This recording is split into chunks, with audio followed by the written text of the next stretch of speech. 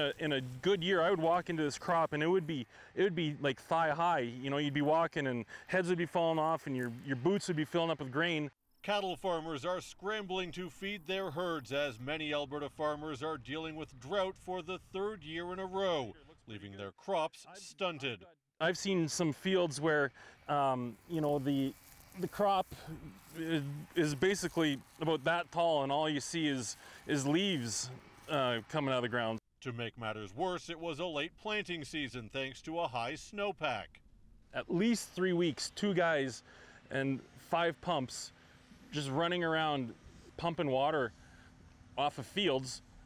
And the weird thing is that by the time we're done pumping the water out of those wet holes, we would seed it and then we would have to irrigate to get the crop back up. Now this dirt shouldn't be doing this. It should have more moisture in it. It should be clumping as it falls to the ground. Instead, it's just dust. And this isn't just affecting grain and pulse farmers. Cattle farmers are also feeling the heat. There's no grass left. We're going to start seeing cattle come to market earlier this year than we have in the past.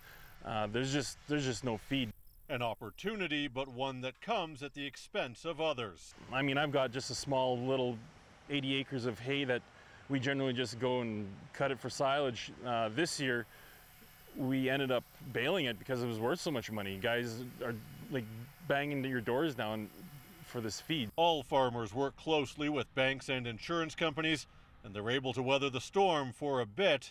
It's the same as a house policy. If you know somebody breaks into your house 6 times and robs you clean, you know eventually your insurance premiums are going to go up and make it almost non-affordable to even get insurance. The same thing happens on the crops. Even on a dangerously hot day just outside the small hamlet of Turin, it doesn't take long to harvest an entire field, but you can barely see a difference between what it looked like before and after. In southern Alberta, Jonathan Muma, City News.